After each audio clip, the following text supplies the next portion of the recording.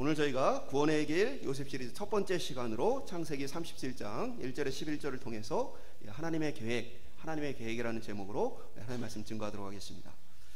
우리가 이제 요셉 하면 꿈의 사람으로 많이 알려져 있죠. 그 이유가 요셉의 인생이 꿈을 통해서 역전되어지는 삶을 살았어요. 그래서 오늘 꾼 꿈을 통해서는 어떻게 합니까?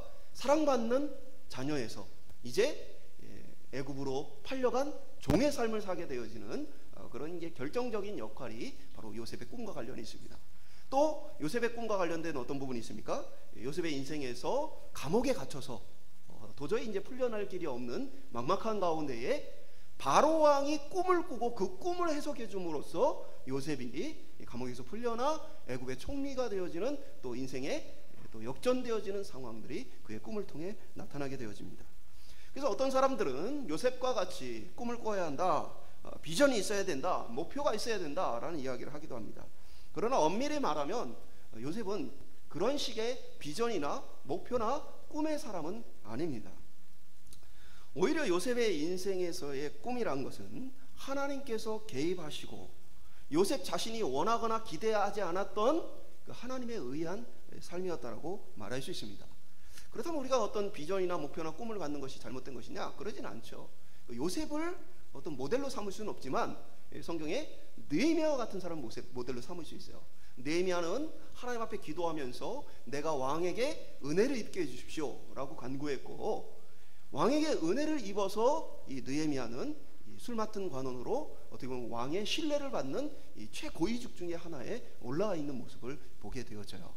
그러니까 이제 우리가 어떤 꿈이나 목표나 방향 이런 것도 중요하지만 요셉을 통해서 꿈을 꿔라, 비전을 가져라, 목표를 가져라 라는 얘기는 전혀 말이 안 되는 얘기예요. 사실은 요셉은 오히려 꿈꾸지 않았고 목표하지 않았고 기대하지 않았지만 뭐요? 하나님의 계획과 하나님의 꿈이 그에게 찾아와서 그의 인생을 이끌어간 그런 삶을 살았습니다. 그럼에도 불구하고 자꾸만 어떤 꿈이나 목표, 비전을 자꾸 얘기하는 것 중에 하나는 사실은 한편으로 우리의 신앙생활에 있어서 하나님과 하나님의 계획이 우리의 비전과 꿈과 목표가 되어야 할진데 그렇지 않고 우리 자신의 어떤 비전, 목표, 계획이 우상이 되어지는 경우를 많이 보게 되어져요. 그러니까 우상이란 건 뭡니까? 타종교의 다른 신을 섬기는 것을 우상이라고 말하지 않고 성경은 하나님보다 더 중요하게 생각하고 하나님보다 더 가치 있게 여기는 것들을 우상이라고 얘기를 해요. 어떤 사람들에게는 뭐예요? 가정의 평안이 우상이 되어져요. 그래서 이 사람들은 예수를 믿을 때에 가정의 평안이 깨져요. 그러면 예수님을 안 믿습니다. 왜요? 자기에게는 가정의 평안이라는 우상이 예수님보다 더 우선되었기 때문이에요. 그래서 내가 교회 안 나가면은 우리 가정에 싸울 일이 없다. 그러면 그냥 교회를 안 가는 거예요. 그러니까 이런 식의 신앙생활을 했다면 우리 한국 사회는 예수 믿는 사람이 없었을 거예요. 보면 초기에 이 기독교가 들어왔을 때 어땠습니까? 가족들이 예수 믿는다고 엄청 핍박을 하고, 저도 이제 저희 가정에 어떻게 예수님을 믿게 됐는가 들어보면 고모들이 먼저 신앙생활을 하기 시작했는데 할아버지가 고모들이 교회를 못 가도록 집에 가두고 그리고 문을 못으로 박아가지고 감금을 해서 교회를 못 가게 했는데 그럼에도 불구하고 두드려 맞아가면서도 그리고 그러한 과정 속에서도 신앙생활을 굳건하게 함으로써 믿는 가정이 됐다라는 것을 믿게 되죠. 오늘날에는 뭡니까? 이미 가정의 평안이라는 우상이 가정을 지배하고 있어요. 그래서 예배하는 것보다 하나님의 말씀을 따르는 것보다 가정의 평안을 지키기 위해서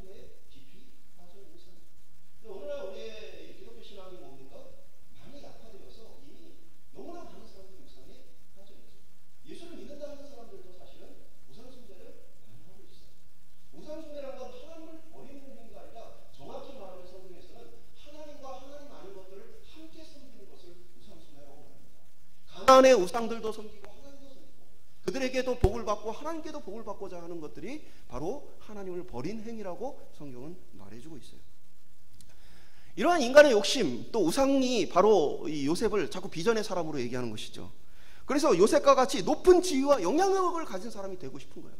그래서 그들은 선한 마음으로 포장을 합니다. 마치 선한 영향력을 끼치고 싶다라는 그 포장을 통해서 내가 예수님을 믿고 또 예수 믿는 사람들이 높은 지위에 올라가면 많은 사람들에게 좋은 영향력을 끼칠 수 있지 않겠느냐? 그런데 그것이 우상이냐 아니냐는 무엇을 통해 밝혀집니까? 그것을 이루어가는 과정에 하나님 말씀에 순종하며 그 길을 걸어가느냐, 아니면 하나님 나 성공하고 나서 돌아올게요, 나 성공하고 나서 그리고 나서 하나님 뜻을 따를게요, 이렇게 하느냐에 따라서 사실은 그 안에 우상이냐 소명이냐가 나눠질 수 있다는 것이죠. 오늘 요셉의 삶을 통해서 요셉이 가진 비전이 아니라 하나님이 요셉에 대해서 꿈꾸고 있는 하나님의 꿈, 하나님의 계획에 대해서 우리가 살펴보길 원해요. 그래서 우리 자신의 어떤 계획과 비전과 꿈이 아니라 하나님이 주인 되신 참된 삶의 의미가 우리에게 어떤 신앙적인 또 삶의 유익을 주는지 저희가 함께 살펴보기를 소망합니다. 첫 번째 한번 따라 보겠습니다. 편애 속에 자라다. 요셉의 가정을 보면 우리가 생각하는 것처럼 모범적인 가정은 아니에요. 그러니까 우리가 요셉은 참 그 가정이 뭡니까? 수많은 사람들 중에 하나님께서 특별하게 선택한 가정이에요. 그리고 이 야곱이나 요셉의 삶을 보면 하나님께서 함께 동행하셨던 굉장히 친밀한 하나님과의 동행을 누렸던 삶입니다. 그럼 우리가 좀 기대할 때 좀 그래도 모범적이고 어떤 우리에게 모델이 될 만한 그런 가정이면 좋겠는데, 그런데 실제 그렇지는 않았어요. 이 가정이 너무나 많은 문제를 갖고 있죠. 오늘날로 얘기하면 참 엮이는 가정, 부정적인 가정의 모습들을 많이 가지고 있어요. 30장 1절에 보면 요셉의 아버지 야곱에 대해서 말을 해줍니다. 야곱이 가나안 땅 곧 그의 아버지가 거류하던 땅에 거주하였으니, 야곱이 형 에서를 피해서 도망했다가 돌아오게 되어지죠. 그러면 아버지가 계시는 고향으로 돌아온 게 아니에요. 성경을 자세히 보면 야곱은 먼저 뭐예요? 세겜 땅에서 오랫동안 머뭅니다. 어머니에게도 가지 않고 아버지에게도 가지 않고 오랫동안 그냥 따로 지내요. 그러다가 어려움을 겪고 베델로 가죠. 그러고 나서도 바로 아버지에게로 가지 않아요. 그러니까 왜 그랬을까요? 그러니까 야곱은 여전히 뭡니까? 형과 화해를 했지만 완전히 풀어진 게 아니에요. 그리고 그것 가운데 이제 아버지와 관계도 완전히 해결되어진 게 아니에요. 그러다 보니까 한편으로 오랜 기간 동안 가족들이 함께하지 못한 거. 오늘날 우리로 뭐 쉽게 얘기하면 이런 거예요. 가족들이 대판 싸우고 이 10여 년 동안 얼굴을 안 봤어요. 그리고 나서도 그 가족의 문제가 계속해서 해결되지 않은 그런 상태에 이 가정이 놓여 있었다라는 것이죠. 3절에 보면 이 야곱의 이 잘못된 관행들을 계속 봐요. 그 야곱이 왜 이 가정이 이렇게 파탄이 났어요? 편애 때문에 그렇죠. 야곱의 아버지는 형인 에서를 사랑하고 야곱의 어머니는 동생인 야곱을 사랑하고, 그래서 부모의 그 어떤 편애 때문에 이 가정이 심각한 고통을 겪게 되어져요. 그러면은 이제 어떻게 해요? 나는 나중에 이 부모가 됐을 때 그렇게 하지 말아야지. 그런데 이 야곱은 전혀 바뀌지 않는 부모의 그 모습을 그대로 갖고 있어요. 그래서 우리 중에도 보면 그런 분들이 계세요. 이제 폭력적인 아버지나 어떤 잘못된 그런 이제 부모님들의 영향력을 보면서 나는 나중에 부모가 되면 저렇게 하지 말아야지. 그런데 시간이 지나고 보면 자기가 그 부모가 했던 잘못들을 똑같이 하고 있는 모습들을 발견하게 되어져요. 오늘 하나님께 부름받고 선택을 받은 야곱과 또 그의 가족, 이 요셉의 가족이 그와 같았다는 거예요. 3절에 보면 요셉은 노년에 얻은 아들이므로 이스라엘이 여러 아들들보다 그를 더 사랑하므로 그를 위하여 채색 옷을 지었더니, 이것을 보면 요셉을 더 사랑했구나 이 정도로 생각할 수 있잖아요. 근데 사실은 본문이 기록된 문맥은 이거보다 훨씬 더 충격적이에요. 왜냐하면 이스라엘 야곱이 채색 옷을 만들기 전에 뭐라고 기록되어 있냐면 3절 바로 앞에 2절에 보면 야곱의 족보는 이러하니라. 요셉이 17세의 소년으로서 그의 형들과 함께 양을 칠 때에 그의 아버지의 아내들 비라와 실바의 아들들과 더불어 함께 있었더니 그가 그들의 잘못을 아버지에게 말하였더라. 그러니까 뭐냐면 형들과 함께 양을 치라고 보냈어요. 보냈더니 17세의 요셉이 한 일은 뭡니까?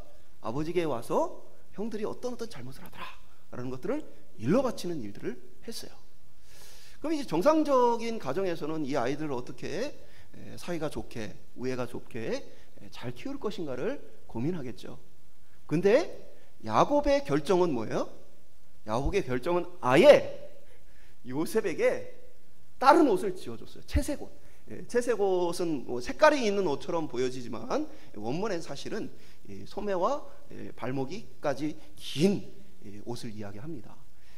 일반적으로 이제 노동을 하고 일을 하는 사람들은 이 소매가 이렇게 길면 일하기가 편하겠어, 불편하겠어요? 이 발에도 이 발목까지 이렇게 길게 옷이 치렁치렁하면 일하기가 쉽겠어요, 어렵겠어요? 어렵겠죠. 그래서 이 옷은 소매와 발목까지 길게 되어지는 그런 옷을 얘기해요.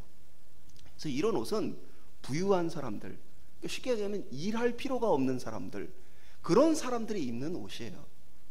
그러니까 이 오늘날로 얘기하면 뭐 여기에서는 뭐예요? 양을 친다 얘기하면 양을 함께 돌보는 사람이 입을 옷이 아니고 누가 입을 옷이에요? 감독자가 입는 옷이죠. 그러니까 궁궐로 가면 궁전의 삶을 누리는 사람이 입는 옷이지 궁전에서 일하는 사람이 입는 옷이 아니에요.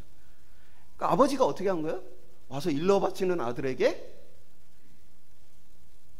너는 감독자다 하고 공식적으로 뭐예요? 나머지 아들들에게 요셉에게 함부로 하지 못하도록 옷을 지어 입혔다는 거예요.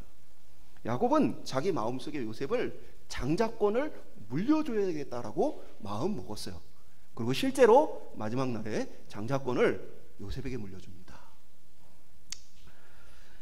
그러니까 요셉이 어떤 식으로 자랐겠어요?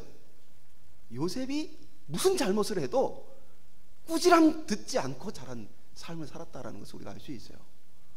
그러니까 요셉은 누구의 눈치도 보지 않고 마음대로 행동할 수 있고 심지어는 형들을 감독자처럼 대우하는, 자기 종처럼 형들을 대우하는 그런 삶을 살았다는 거예요.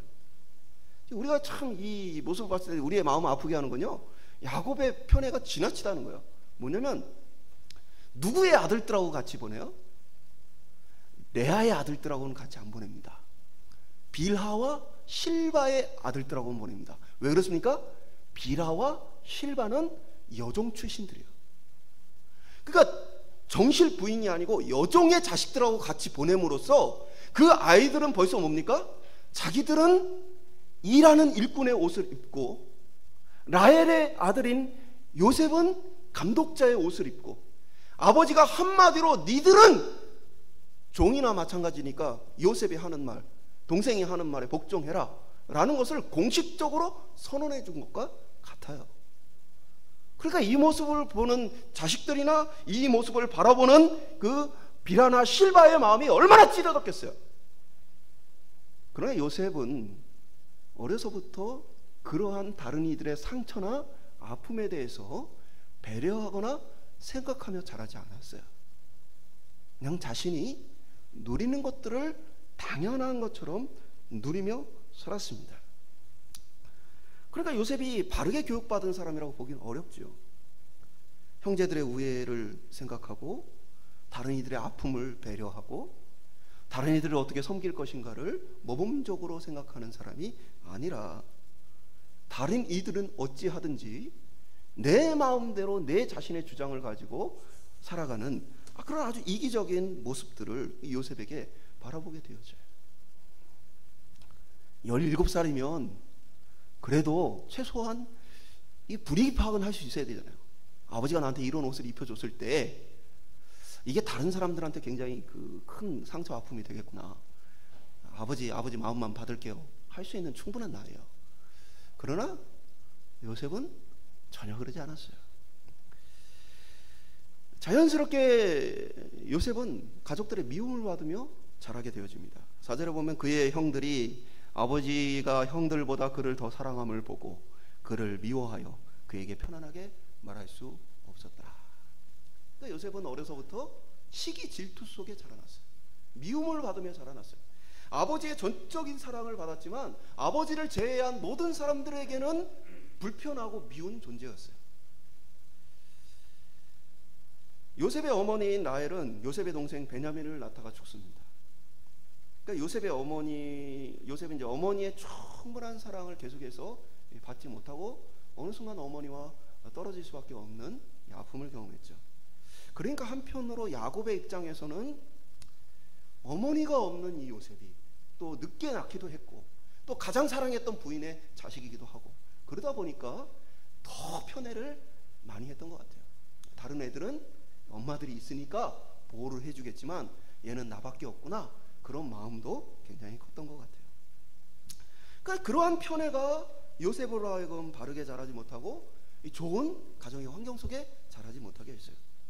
그러나 하나님은 그러한 요셉을 특별하게 사용하십니다. 그러니까 저는 자녀들에 대해 걱정하는 부모들에게 이렇게 말하고 싶어요. 기도하고 하나님께 맡기십시오. 저도 뭐 저희 자녀를 키우고 있지만 생각하면 생각할수록 근심 덩어리입니다. 얘가 나중에 먹고는 살 수 있을까, 뭘 어떻게 할 수 있을까, 많은 근심과 걱정이 있어요. 그러나 요셉과 같이 어떻게 보면 참 망나니 같은 인생이요, 남을 배려하지 못하는 이기적인 사람이라 할지라도 하나님께서 그를 들어 사용하실 수 있다는 거예요. 때로는 우리의 자녀들을 생각할 때 걱정이 앞서고 때로는 기대에 미치지 못해서 안타까운 마음이 든다 할지라도 우리는 이 자녀들이 하나님의 손에 붙들려 쓰임받기를 간구해야 합니다. 하나님은 우리의 자녀들의 어떠함과 관계없이 그들을 사용하실 만한 하나님이십니다. 그렇다고 뭐 아무렇게나 교육해도 된다라는 얘기는 아니에요. 다만 비록 우리가 부모로서의 역할이 부족하거나 우리가 자녀들에게 해줄 수 있는 좋은 환경의 역할들이 부족하다 하더라도 하나님께서는 이 자녀들을 놀랍고 귀한 일들을 위해 사용하실 수 있다라는 것입니다. 그렇게 부모는 믿음으로써 자녀들을 위해 간구해야 합니다. 올 한 해 저희가 자녀들을 위해서 내가 기도만큼은 후회 없이 하였다. 내가 내 자녀들을 위해서는 하나님께 부끄러움과 부족함이 없이 충분히 기도하였다 할 수 있는 한 해가 될 수 있기를 소망합니다. 그리고 우리의 자녀들을 통해 하나님께서 일하실 수 있기를 축원드립니다. 두 번째 한번 따라 보겠습니다. 요셉이 꿈을 꾸다. 그러던 어느 날 요셉이 꿈을 꿉니다. 그리고 이 꿈 사건은 요셉으로 하여금 형제들로부터 더 큰 미움을 받게 해줘요. 실제로 보면 그 꿈의 내용이 나오는데 우리가 밭에서 곡식단을 묶더니 내 단은 일어서고 당신들의 단은 내 단을 둘러서서 절하더이다. 그러니까 형들이 자신에게 절하는 꿈을 꾸었다고 이야기를 하는 거죠. 그러니까 안 그래도 감독자 옷을 입고 그러는 그 요셉의 모습이 꼴보기 싫은데 이제는 아예 대놓고 내가 이 집에 모든 권한을 물려받을 자이니 너희들은 나에게 복종하라 라고 이 꿈의 내용을 이야기하는 이 요셉의 모습에 대해서 도저히 용납하고 받아들이기가 어려운 것이죠. 여러분, 사람은 사랑을 받고 사랑을 주도록 창조되었어요. 하나님 우리를 만드신 목적은 하나님과 교제하기 위해서요. 그래서 우리 인간에게 있어서 교제란 건 굉장히 중요한 본질적인 문제예요. 그런데 우리가 하나님의 사랑을 충분하게 받지 못하니까 어떻게 해요? 우리는 그것을 다른 것들로 채우고자 해요. 그게 바로 뭡니까? 다른 사람들에게 사랑을 받고자 하는 마음이에요. 그러니까 우리가 만약에 하나님 앞에 건강하면요, 다른 사람들이 나를 칭찬하든지 뭐 나를 비웃든지 나를 욕하든지 별로 신경 안 씁니다. 왜요? 하나님의 사랑이 내게 충분해요. 그래서 내가 더 이상 뭐 얻어먹을 사랑이 필요 없어요. 그런데 하나님의 사랑이 우리 안에 충만하지 못하면 우리에게 어떤 부작용이 일어나요? 인간의 사랑을 갈망하게 되어져요. 자꾸 사람이 나를 인정해주고 알아주기를 원해요. 모든 인간은 다 완전하지 않기 때문에 이러한 부족함을 갖고 있어요. 요셉의 형들도 마찬가지였겠죠. 그들 역시도 아버지에게 사랑을 받고 싶었고 인정을 받고 싶었어요. 그런데 아버지의 특별한 사랑을 받는 요셉을 통해서 그들의 마음은 상실감을 가졌을 거예요. 그러다 보니까 그들의 마음은 뭘로 표현되어져? 요셉에 대한 미움으로 표현되어집니다. 오늘날 심리학에서 말하는 것들이 이런 원리죠. 내가 사랑받지 못함으로 그것이 뭡니까? 다른 사람들을 향한 공격으로 나타날 수 있지요. 여기까지가 심리학이에요. 근데 기독교의 복음이 심리학과 다른 것은 무엇입니까? 물론 이제 모든 학문이 복음과 배치되는 것은 아니고 복음 안에서 우리가 그것들을 활용할 수 있겠죠. 그러나 복음이 그것과 본질적으로 다른 건, 야, 네가 그런 상황에서 아버지의 사랑을 받지 못하고 그런 편을 속에 자랐기 때문에 그럴 수 있구나 하는 심리학적 딱 한계예요. 그러나 복음은 그것을 뛰어넘는 것입니다. 무엇입니까? 예수 그리스도의 사랑이 너의 속에 있기 때문에 비록 네가 그런 편애 속에 자라고 사랑의 결핍 속에 자랐지만 그리스도의 사랑이 너로 하여금 사랑하게 하고 너로 하여금 만족하게 해. 그러니까 심리학은 그런 네가 그를 미워하고 그를 싫어하고 그를 증오하는 것이 이해되고 당연한 것이야 라고 말한다면 복음은 무엇입니까? 그러한 우리를 변화시킨 분이 하나님이야. 우리는 그러한 형제를 사랑할 수 있고 그런 아버지를 사랑할 수 있고 그러한 이들을 용납할 수 있어. 그것이 우리의 복음이에요. 오늘 혹시 과거에 이러한 문제들 속에 여전히 몸과 마음이 병들어 있는 분들이 계시다면 하나님의 사랑이 나를 채워가고 그것으로 말미암아 내가 이 과거로부터 벗어날 수 있기를 간구하며 그 변화를 누릴 수 있는 여러분이 되길 소망합니다. 남들이 그러니까 인간은 그러니까가 아니라 복음이 우리 속에 일하도록 하는 것, 복음이 우리를 변화시키게 하는 것, 그것이 우리가 신앙생활하는 이유예요. 8절에 보면 형들의 반응이 나타납니다. 그의 형들이 그에게 이르되 내가 참으로 우리의 왕이 되겠느냐, 참으로 우리를 다스리게 되겠느냐 하고 그의 꿈과 그의 말로 인하여 그를 더욱 미워하니. 미워할 만해서 미워하는 것도 죄입니다. 세상은 미워할 만하니까 미워한다고 말해요. 그러나 성경은 원수도 사랑하라고 말씀하시고 미워할 만한 자도 사랑하라고 하십니다. 요셉의 꿈 이야기는 이것으로 그치지 않아요. 9절에 보면 요셉이 다시 꿈을 꿉니다. 그의 형들에게 말하여 이르되 내가 또 꿈을 꾼즉 해와 달과 11별이 내게 절하더이다 하니라. 이 꿈을 아버지와 형들에게 이야기합니다. 그러니까 이제 한 번만 이걸 들었을 때도 너무나 어떻게 보면은 참 형제들이 분노했는데 이제는 이제 한술 더 떠서 아버지도 어머니도 다 나한테 절하다 라는 이야기를 해요. 그러니까 이 야곱의 태도를 보면 이전에 꿈을 꿨을 때는 아무 말 안 해요. 그 11개의 곡식단이 이 형제들이 요셉에게 절하였습니다라는 얘기를 할 때는 야곱이 아무 말을 안 해요. 이것도 참 가슴 아픈 일이죠. 우리 아버지가 나의 억울함을, 나의 속상함을 전혀 개의치 않는구나. 자식들이 굉장히 가슴 아팠을 거예요. 근데 이게 좀 도가 지나치다고 여겼는지 그제서야 아버지와 어머니도 나한테 절하더이다 라고 이 꿈을 얘기하니까 그제서야 야곱이 아들 요셉에게 말합니다. 10절에 보면 그가 그의 꿈을 아버지와 형들에게 말하며 아버지가 그를 꾸짖고 그에게 이르되 내가 꾼 꿈이 무엇이냐, 나와 내 어머니와 내 형제들이 참으로 가서 땅에 엎드려 내게 절하겠느냐.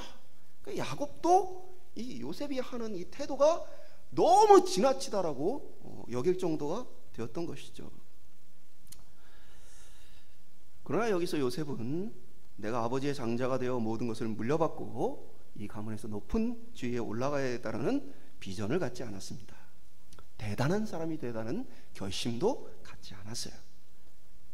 사실 이 꿈은 요셉이 의도하고 작정한 것이 아니라 뭡니까?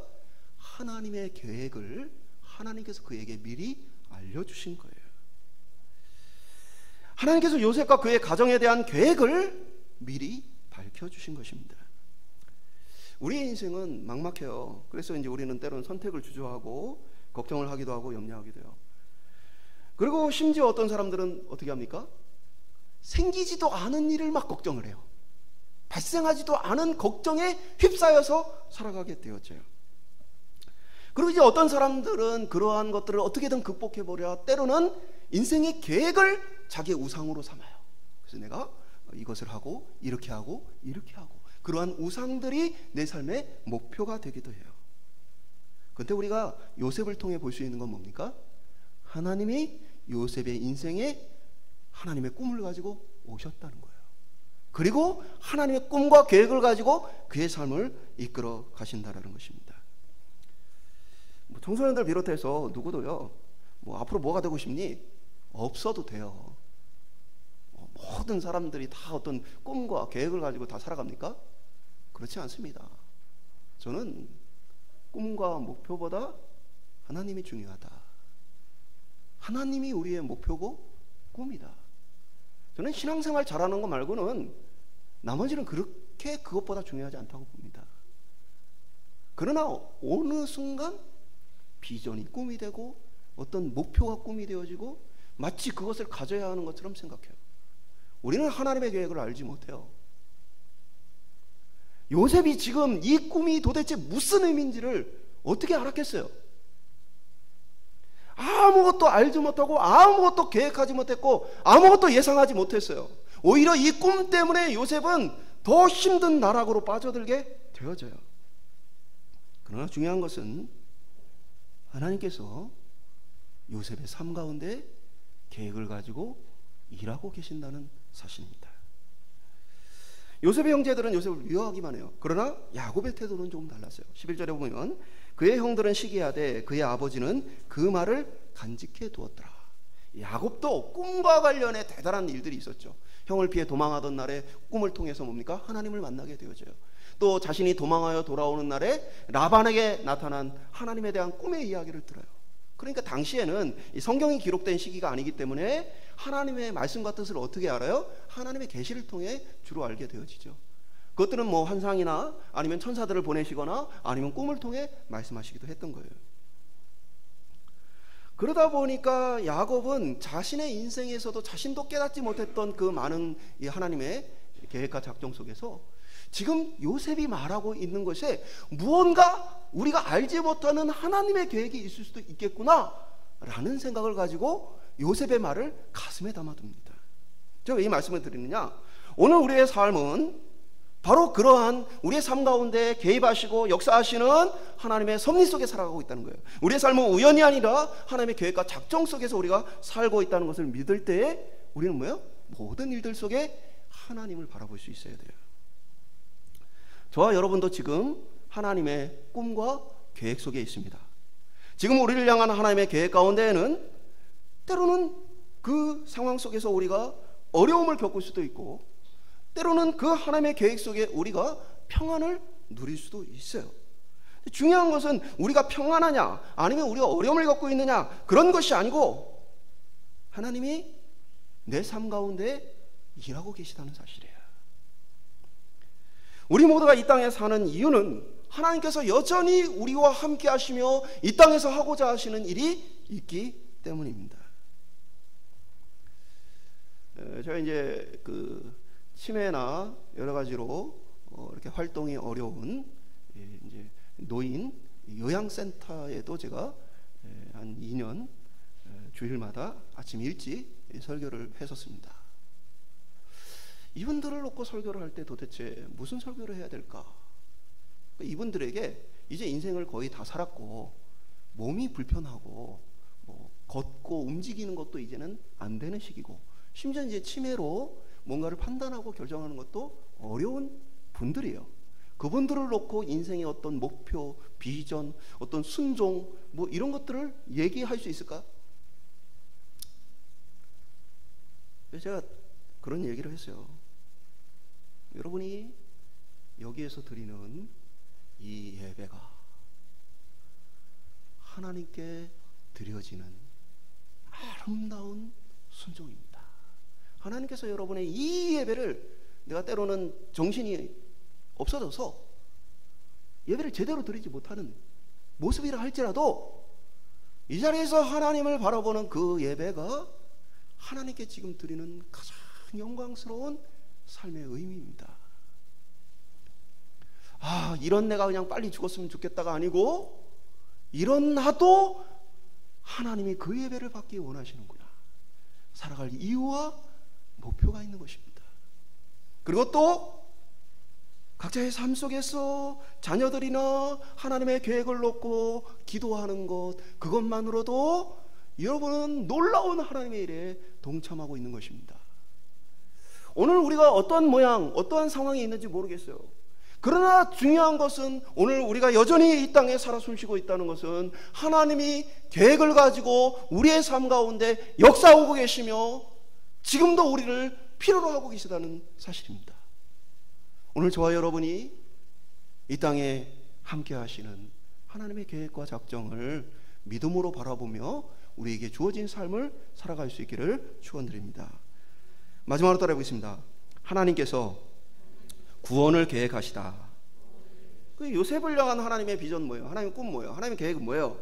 바로 나중에 7년의 대흉년이 찾아오게 되어져요. 그러면 그때에 모든 사람들이 뭐 1, 2년의 기근이 아니라 뭐 너무나 오랜 시간, 7년이면 뭐 엄청난 시간, 이 시간 동안 큰 기근을 많은 사람들이 이제 견디지 못하게 되어지는데, 그때에 이 야곱의 가족을, 요셉의 가족을 살리기 위해서 하나님은 요셉을 먼저 애굽에 보낼 계획을 가지고 계셔요. 이게 작은 의미에서는 어떻게 요셉의 가족에 대한 계획이겠죠. 근데 이것을 조금 더 넓은 계획으로 본다면 하나님께서 아브라함에게 약속해 주시기를 내가 너희들에게 가나안 땅을 줄 것인데 지금은 아니고 아모리 족속의 죄가 가득 찼을 때에 이 400년 후에야 내가 비로소 이 땅을 너희에게 줄 것이다. 근데 너희는 애굽 땅으로 가서 400년간 종살이를 하고 나서, 그러고 나서 너희들을 내가 이끌어낼 때에, 그때 너희가 갈 때에는 얼마 안 되는 숫자였지만 하늘의 별과 바다의 모래와 같은 큰 민족을 이루게 하여서 내가 다시 이 땅을 줄 것이다. 그러니까 요셉을 통해 이 기근을 넘길 뿐 아니라 아브라함에게 주셨던 이 가족을 통한 민족의 역사를 이루기 위해서. 실제로 이제 가나안 땅은 굉장히 경쟁이 치열한 땅입니다. 그래서 이 추수가 끝나고는 겨울비라고 해서 비가 많이 내리면 그때에 이제 이 곡물과 이 과일들이 잘 자라요. 그러고 나면 이제 추수를 시작하게 되어집니다. 그러면 이 가나안은 많은 부족들이 함께 사는 지역이기 때문에 이때부터 이제 왕들을 중심으로 한 왕들의 전쟁이 벌어져요. 그래서 추수한 것들을 서로 뺏고 빼앗기고 이 서로 이 멸족을 시키는 일들을 계속 반복합니다. 그렇기 때문에 가나안이란 땅에 만약에 이 가족들이 거주했다면 그러면 많은 인구로 늘어난 것이 어렵습니다. 계속 전쟁을 치러야 하기 때문에. 그런데 이들을 애굽이라는 가장 강력한 나라의 보호 속에서 하나님께서 살게 하심으로 이들이 어마어마한 숫자로 불어나서 큰 민족을 이루게 하시는 하나님의 계획을 이 요셉에게 하나님은 가지고 계셨던 거예요. 이 일은 10여 년 후에야 일어날 일이었어요. 그리고 또 출애굽의 사건은 거의 뭐 400년 가까이 돼야 일어날 만한 일이었어요. 그러나 하나님은 요셉을 미리 애굽으로 보내시고 그곳에 총리가 되게 하심으로 이 모든 하나님의 큰 계획과 작정을 다 이루어 가신다는 거예요. 그리고 그 꿈이 나중에 어떻게 현실이 되어집니까?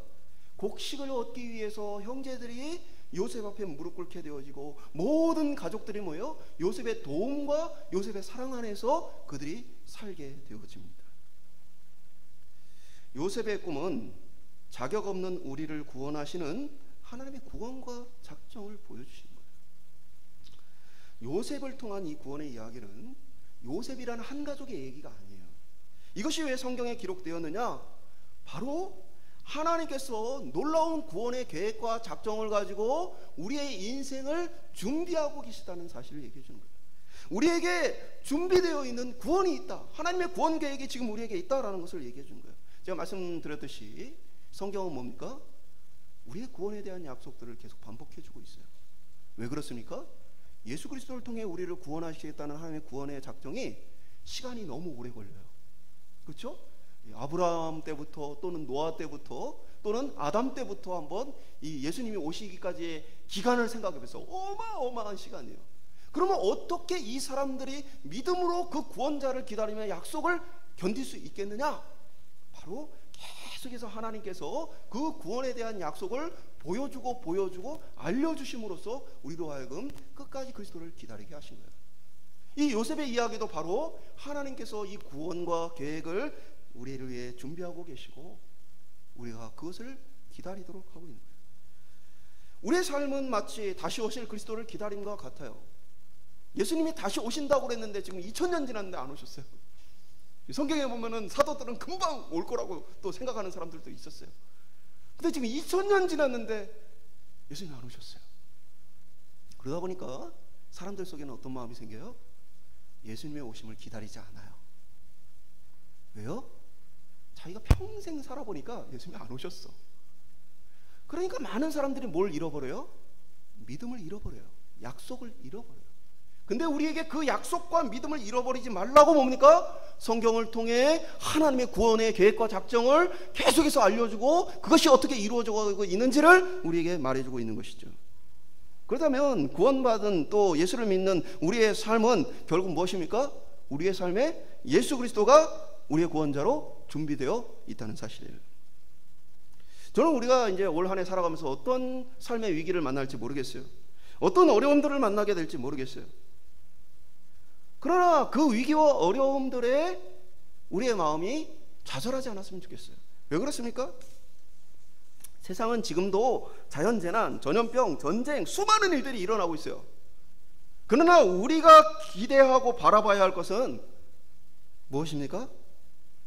하나님께서 구원의 계획과 작정을 가지고 지금 우리의 삶을 인도해 가시며 예수 그리스도를 다시 이 땅에 보내신다는 사실이에요. 제 인생에 좌우명이 있는데 그것은 최고의 선택입니다. 그것은 내가 최고의 선택들을 하겠다는 의미가 아니라 나는 죄인이고 때로는 요셉처럼 지혜롭지 못하고 또는 형들처럼 미워하는 마음이나 부족한 그러한 모습들을 가진다 할지라도 때로는 그것으로 인해서 실수를 또 하고 잘못을 한다 할지라도 하나님은 나를 선택하신 하나님은 내 모든 상황 속에서 나와 함께 하시며 내 삶을 인도하여 하나님이 내 삶의 최고의 선택들로 나를 이끌어 가실 것이다. 내게 고난이 필요할 때 하나님은 고난을 주실 것이고 내게 위로가 필요할 때는 위로를 주실 것이고 내게 도움이 필요할 때는 도움을 주실 것이다. 그래서 그 모든 상황 속에서 하나님은 최고의 선택으로 나의 삶을 인도하고 계시다. 이러한 약속을 받은 우리 그리스도인들은 100% 성공할 수밖에 없는 인생입니다.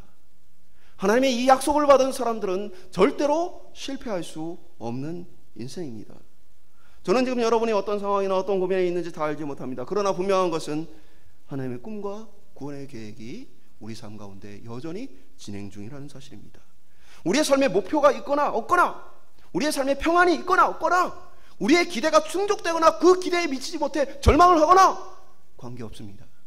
우리의 삶은 하나님의 구원하신 하나님의 약속하신 구원자 예수 그리스도로 충분합니다. 말씀 맺도록 하겠습니다. 오늘 저와 여러분은 하나님의 놀라운 구원의 계획들을 함께 바라봤습니다. 요셉이라는 자격 없는 가정, 자격 없는 사람. 그러나 하나님은 그를 선택하고 사랑하심으로써 그를 향해 놀라운 계획을 가지고 이끌어 가십니다. 오늘 우리가 하나님 앞에 대단한 어떤 모습들을 가져서가 아니라요. 오늘 이 영광스러운 자리, 이 구원의 놀라운 자리에 우리가 부름받았다는 사실이 우리 인생에서 가장 중요한 것이에요. 오늘 우리가 어떤 계획이 있거나 작정이 있거나 어떤 인생의 목표가 그것이 이루어져서가 아니라 오늘 하나님이 우리의 인생에 같이 계시기 때문에 우리의 삶은 그것으로 성공한 것입니다. 오늘부터 하나님이 우리의 삶 가운데 일하시는 놀라운 구원의 역사를 기대하며 믿음으로 앞이 보이지 않는 삶을 용기 내어 살아갈 수 있기를 소망합니다. 하나님만으로 충분합니다. 그의 약속만으로 충분합니다. 오늘 우리의 삶 속에서 매일매일 그 하나님이 하시는 일들을 때로는 우리가 요셉처럼 아무것도 못 깨달아도요 뭐예요? 뭐는 결정되어 있어요? 우리의 최종 구원의 은혜는 결정되어 있어요. 지금 내가 이 과정에서 넘어지든지 쓰러지든지 낙심을 하든지 절망을 하든지 그것이 우리를 그 안에 가두지 못하고 하나님의 구원 계획이 우리를 건져낼 것이다. 그래서 오늘 우리 올 한 해의 삶 속에서 하나님을 믿는 믿음 속에 기도와 소망을 가지고 살아갈 수 있는 저와 여러분 될 수 있기를 주님의 이름으로 축원드립니다.